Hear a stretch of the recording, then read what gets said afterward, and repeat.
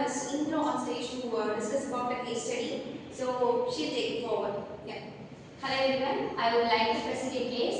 A 29 years female patient named Denisha came with the chief complaints of difficulty in walking during soon after getting from bed and bilateral weakness in both upper limb and lower limb.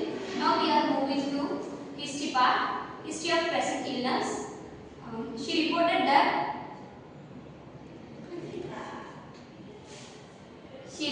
that gradual weakness, and she also, myself Indra, I would like to I am Indra. I would like to present a case.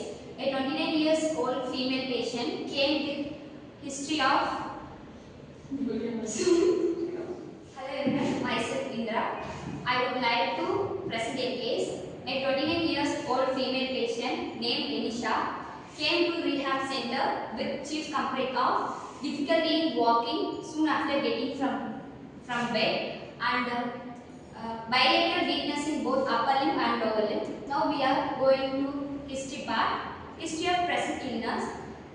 She reported that the weakness started gradually and she also noticed partial sensory loss in both upper limb and lower limb. In past medical history, she has a history of tuberculosis and she currently on anti-tuberculosis medication. In surgical history,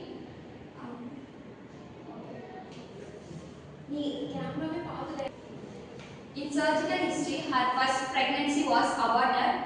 She later conceived again and delivered the baby via C-section. There was no significant time gap between the both pregnancies. In family history, there is no relevant family history for this similar illness. On observation, the patient has ectomorphic body. There was no visible muscle waist. Observation, the patient has an ectomorphic body. There was no visible muscle wasting, but limited range of motion in both lower limb.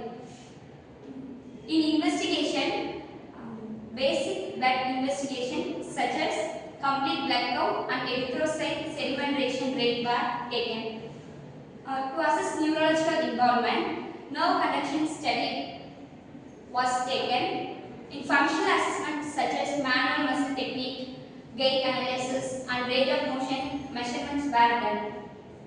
In diagnostic part, provisional diagnosed tuberculosis neuropathy with lower motor neuron weakness and differential diagnosed Guillain-Barré syndrome and post-tuberculosis myelitis, peripheral neuropathy due to nutrition deficiency. So what is differential diagnosis? Any idea about it?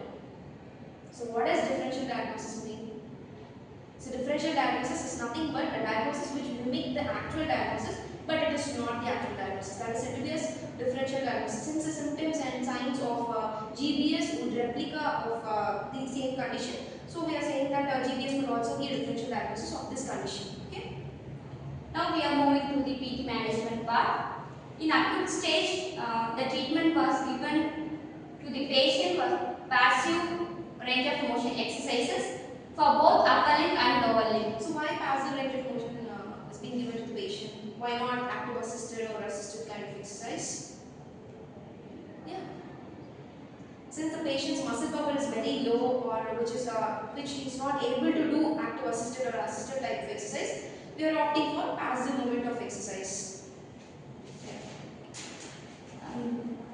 Then stretching exercises were given to the muscles for hamstring, gluteus, quadriceps, IT band and calf muscles. Then sensory stimulation technique using brushing and or taping if sensory loss persists.